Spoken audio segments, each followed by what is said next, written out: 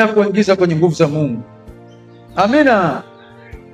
Niko nawaambia Jumatano moja, kanisa lina kazi ya uokozi, liko kwa ajili ya kutoka kupeleka injili duniani.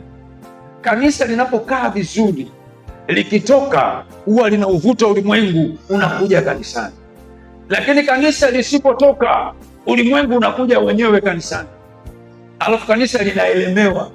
Sasa ulimwengu umekuja kanisani. Amina. Ndio maana wokovu bandia kibao, ulimwengu umekuja kanisani, kwa sababu kanisa halifanyi kazi ya uokozi, halitoki kuwafuata watu. Haya ni majira ya kutoka. Amina. Haleluya.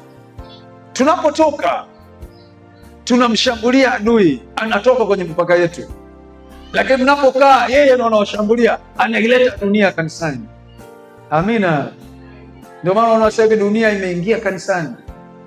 Mshukuru Mungu, hapa kidogo mabinti wako vizuri, lakini makanisa mengi ukienda unakuta binti matiti anachungulia juu, alafu anaimba mbele, alafu amepaka madude, yaani utafikiri mnyama, alafu anamwambia Yesu. Yesu gani na matiti yako nje?